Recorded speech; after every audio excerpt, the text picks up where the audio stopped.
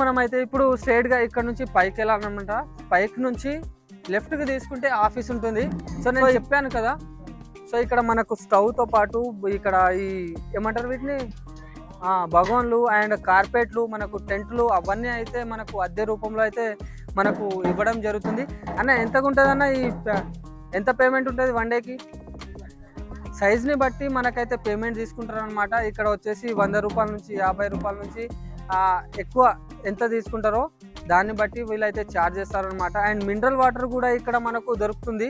And ప్రతి ఒక్క సామాన్ అయితే ఈ కిరాణం షాప్స్లలో మనకు అవైలబుల్గా ఉంటాయి అన్నమాట. సో ఎవరైతే ఏం తీసుకురాకుండా వచ్చిన వాళ్ళు కూడా ఇక్కడ స్టే చేసి మనం హ్యాపీగా ఎంజాయ్ చేసి వెళ్ళేలా ఉంటుందన్నమాట. ఇక్కడ ఏడుపాయల దుర్గమ్మ వసతి గృహాల సత్రంలకు బుకింగ్ కౌంటర్ దగ్గరికి అయితే వచ్చేసాం అనమాట. సో ఇప్పుడైతే మనం ఇక్కడ ఈ ఆఫీస్కి అయితే వచ్చేసాం.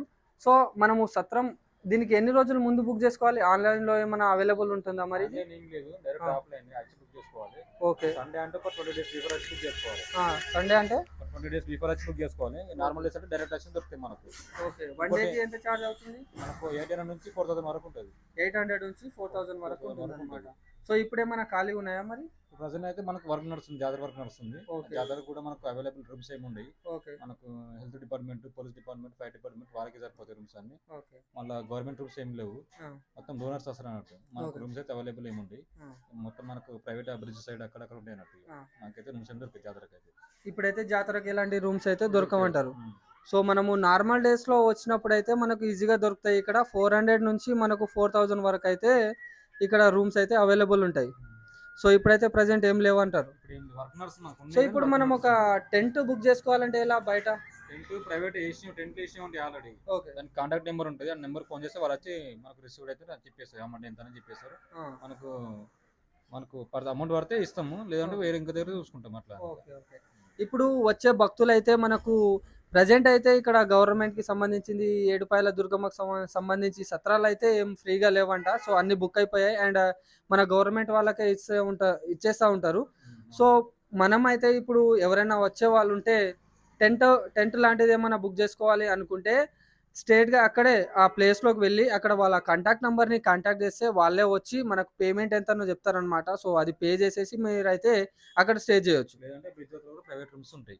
ఓకే, మనకు బ్రిడ్జ్ అవతల నేను చూపించానుగా గెస్ట్ హౌస్లు, సో వాటిని కూడా మనము బుక్ చేసుకోవచ్చు. అలాగే బుకింగ్ కౌంటర్ నుంచి స్ట్రేట్ గా లెఫ్ట్ సైడ్ కి అయితే వెళ్తే మనకైతే ఇక్కడ మనం యాటన్ని కోసే ప్లేస్ అయితే వస్తుంది. ఇక్కడ నుంచి జస్ట్ ఒక 100 మీటర్స్ దూరంలో అయితే యాటన్ని కోసే ప్లేస్ ఉంటుంది. మనకు కోళ్ళు, గొర్రెలు, మేకలు లాంటివి కొయ్యడానికైతే ఇక్కడ ఆ కోసే వాళ్ళు ఉంటారనమాట. మనం ఒక గొర్రెని బట్టి దానికి ఎంత వెయిట్ ఉంటుందో దాన్ని బట్టి అయితే ఇక్కడ రేట్ ఉంటుంది. సో ఇక్కడ నుంచి స్ట్రైట్ గా వెళ్ళి లెఫ్ట్ తీసుకుంటే ఇక్కడైతే ఉంటుంది. సో గైస్ చూస్తున్నారుగా, ఇదే అన్నమాట. ఇక్కడ మనకైతే ఇక్కడ గొర్రెలు మేకలు కొట్టే స్థలం ఇదే. సో ఇక్కడ వచ్చేసి మనకైతే టికెట్ తీసుకోవాలన్నమాట. మనము ఎక్కడ పడితే అక్కడ ఈ గొర్రెలు అవి ఇవి కొయ్యడానికైతే ఛాన్సెస్ లేదు. ఇప్పుడు అంతా చేంజ్ అయిపోయింది, పాతకాలం కాదు. సో ఇక్కడైతే మనకు ఒక గొర్రెకి బట్టి ఒక మేకని బట్టి అయితే చార్జ్ తీసుకుంటారు అన్న. ఇక్కడ ఓకే, జాతరకైతే బయట వస్తాం మేము. జాతరకైతే బయట వచ్చి, ఎందుకంటే ఎక్కువ జనాలు బాగుంటారు కదా, ఇబ్బంది ఉంటుంది. సో వర్కింగ్ డేస్ లో అంటే మనము ప్రెసెంట్ గా ఇప్పుడు మనము మహాశివరాత్రి నాడు 3 రోజులు అయితే మనకైతే ఎక్కడ పడితే అక్కడ అంటే వాళ్ళు ఉండే ప్లేస్ లలోనే వచ్చి వస్తాం అన్నమాట. సో ఎంత చార్జ్ చేస్తారు మీరు? ఒక మేకని బట్టి ఉంటుంది సార్. 550 నుంచి 700 ఉంటాయి. సో మనకైతే గొర్రెని బట్టి దాని సైజ్ ని బట్టి అయితే వీళ్ళైతే పేమెంట్ తీసుకుంటారు అనమాట. మనం ఖాళీ ఉన్న రోజుల్లో అయితే ఇక్కడ మనము వచ్చి తీసుకొచ్చి ఇక్కడైతే కొట్టించుకోవాలి. మనకి 3 రోజులు ఎక్కువ లక్షల్లో జనాలు ఉంటారు కాబట్టి వాళ్ళు మీకు ఎలా కాంటాక్ట్ చేయాలి మరి? మేమే వస్తాం, మీ దగ్గర మేమే వస్తాం. టికెట్ లాంటిది ఏముండదు అప్పుడు ఉండే. 3 రోజులు ఎలాంటి టికెట్స్ ఉండవు. ప్లేస్ లోనే వీళ్ళు మేము వచ్చి కట్ చేస్తాం, మాట్లాడతాం తీసుకోవచ్చు అట్లా. Okay, thank you. రైట్, ఇప్పుడైతే మీకు చూపిస్తాను చూడండి. ఇక్కడైతే మేకను కోస్తున్నారు. ప్రజెంట్ అయితే ఏం లేవా.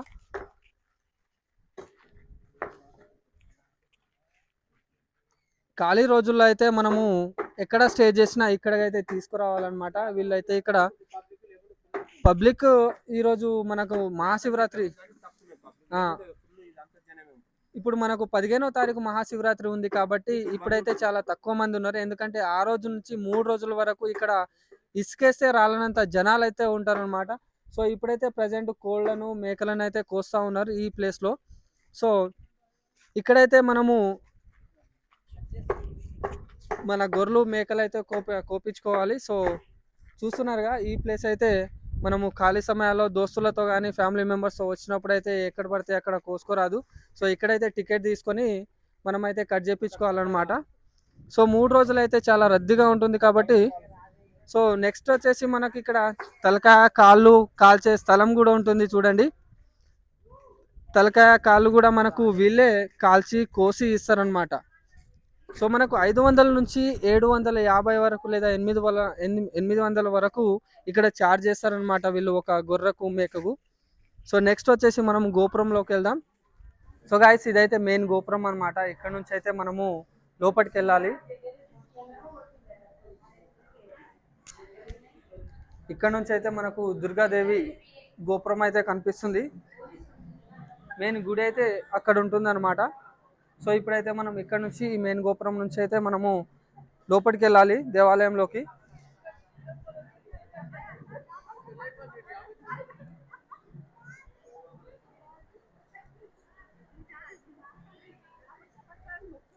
సో ఇక్కడ నుంచి మనం అయితే గుడి లోపలికి వెళ్ళడానికి ఈ దారి అనమాట. ఇది బ్యాక్ సైడ్ చూస్తున్నారుగా, ఇదైతే గోపురం. సో ఇది మెయిన్ ఎంట్రన్స్ అనమాట. ఇక్కడ నుంచి మనకైతే గుడి ఆవరణ అనేది మనకు స్టార్ట్ అయిపోతుంది. లెఫ్ట్ సైడ్లో మనకైతే ఇక్కడ కాలువ నీళ్ళు అయితే వస్తుంది అనమాట. సో మనము కాళ్ళు లాంటివి కడుక్కోవడానికి కూడా పనికొస్తుంటాయి అండ్ స్నానం చేయడానికి కూడా చాలామంది వాడుతూ ఉంటారు. సో ఇక్కడ నుంచి మనం స్ట్రైట్గా వెళ్తే మనకు దర్శనానికి దారి అయితే ఉంటుంది. సో ఇక్కడ చూసుకుంటే మనకు లడ్డు కౌంటర్ అనమాట. లడ్డు ప్రసాదం పులిహోర తీసుకోవడానికి ఈ కౌంటర్లు అనమాట. ఇక్కడ వచ్చేసి మనకు లడ్డు 20 రూపీస్ అండ్ పులిహోర వచ్చేసి 10 రూపీస్ అయితే ఉంటుంది. ఎవరైనా భక్తులు తీసుకోవాలి అనుకుంటే తీసుకోవచ్చు అనమాట ఇక్కడ. సో గాయస్ మనకైతే దర్శనాలు 2 రకాలు ఉంటాయన్నమాట. ఒకటైతే స్పెషల్ దర్శనం, మనము ప్రత్యేక దర్శనం చేసుకోవాలి అంటే 80 రూపాయలు కట్టి ఒకరికి 80 రూపాయలు ఉంటుంది. సో టికెట్ తీసుకొని అయితే మనం డైరెక్ట్గా వెళ్ళొచ్చు. కాదు అని చెప్తే మనము స్ట్రేట్గా మనం పక్క నుంచి వెళ్తే మనమైతే ఫ్రీ దర్శనం అయితే ఉంటుంది. సో ఇప్పుడైతే మనము స్పెషల్ దర్శనం కాకుండా ఫ్రీ దర్శనానికి అయితే వెళ్ళిపోదాం. ఓకే. సో గాయస్ ఇప్పుడైతే మనము గుడి లోపలికి అయితే వెళ్తున్నాం అనమాట. సో మనము తెచ్చిన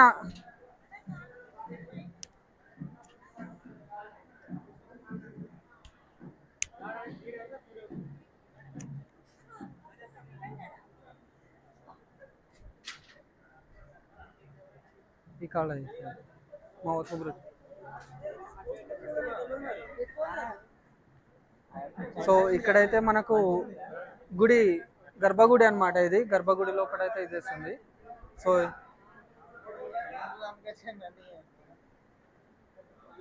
ఓకే.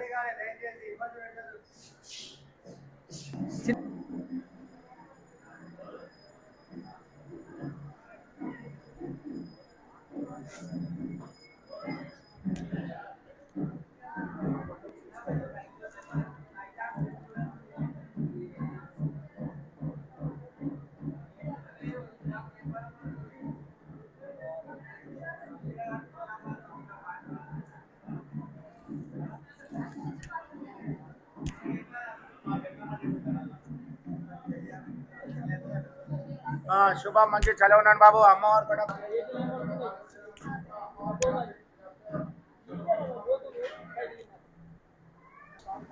సో గాయస్ మనం అయితే ఇప్పుడు తెచ్చిన కొబ్బరికాయలు కొట్టడానికి అయితే ఇక్కడ ప్లేస్ ఉందన్నమాట. అగ్గిపెట్టి ఉందానా? ఏం పర్లేదు. సో ఇక్కడైతే మనము కుంకుమ అగరబత్తి ఇచ్చేసి కొబ్బరికాయనైతే ఇక్కడ కొట్టుకోవాలి. సో ఎక్కడ పడితే అక్కడ కొట్టడానికి వీల్లేదు ఇక్కడ. సో ఈ పర్టికులర్ ప్లేస్లోనే మనం కొబ్బరికాయ అనేది కొట్టాలన్నమాట. కొట్టచ్చు.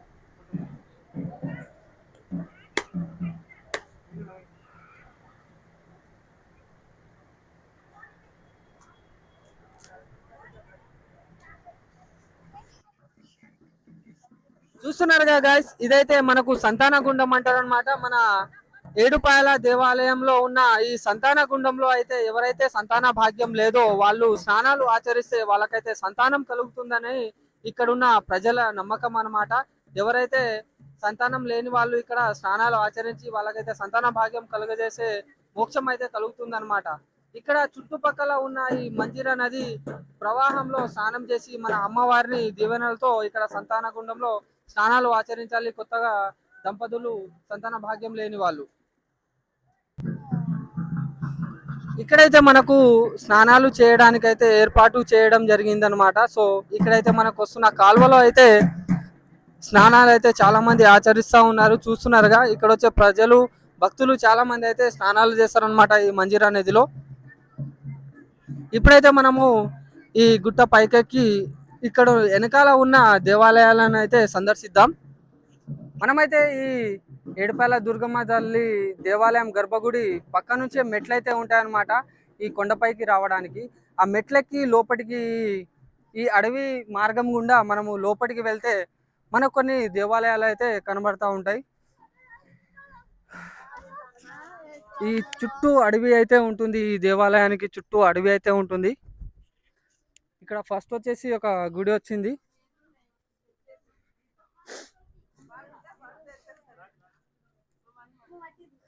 మనం కొండపైకి ఎక్కగానే ఫస్ట్ వచ్చేసి మనకు ఎల్లమ్మ గుడి. సో ఎల్లమ్మ గుడి అయితే ఇదనమాట, ఒకసారి చూద్దాం లోపలికైతే.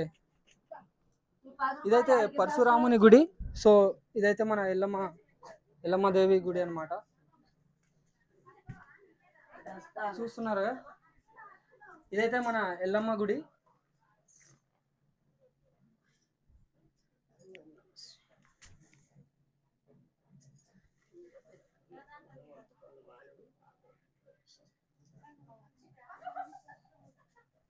సో మనం ఇంకో గుడికి వెళ్ళాలంటే ఈ కొండలు గుట్టల నుంచి రాళ్ళ రప్పల నుంచి వెళ్ళాల్సి ఉంటుంది అనమాట. ఇప్పుడైతే నెక్స్ట్ వెళ్తున్నాం చూడండి.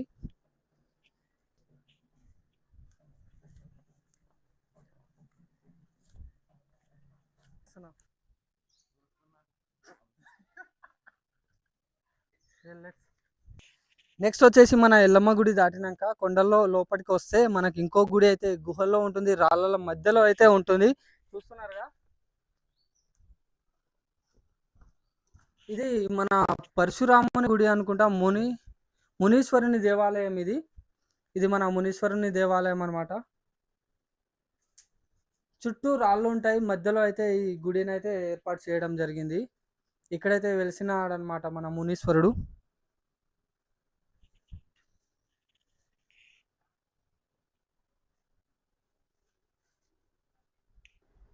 సో గైస్ చూసిరుగా, ఇప్పుడైతే మనము ఆల్ ఓవర్ మన ఏడుపాయల వనదుర్గాదేవి టెంపుల్ని అయితే ఎక్స్ప్లోర్ చేసేసినాం. సో మీరైతే ఈ వీడియోని అయితే పూర్తిగా చేసి మీకు ఎలా అనిపించిందో మీరైతే కామెంట్ చేయండి, లైక్ చేయండి, షేర్ చేయండి, అండ్ మన ఛానల్ని సబ్స్క్రైబ్ చేసుకోండి. మేమైతే ప్రజెంట్ వచ్చేసి ఏడుపాయల వనదుర్గాదేవి వెనకాల ఉన్న ఎల్లమ్మ గుడి దాటేసి మునీశ్వరుని గుడి దాటేసి పైకైతే కొండపైకి అయితే వచ్చామన్నమాట. ఇక్కడ నుంచి చూస్తే మనకు వ్యూ పాయింట్ అయితే చుట్టూ గుట్టలు అయితే ఉన్నాయన్నమాట. సో చుట్టూ కొండల మధ్యలో మన ఏడుపాయల తల్లి దుర్గమ్మాదేవి అయితే వెలిసిందనమాట. సో మీరైతే దర్శనం చేసుకొని మహాశివరాత్రి నాడు జాగారం చేసి చాలా బాగా ఎంజాయ్ చేస్తారని కోరుకుంటున్నా. లైక్ చేయండి.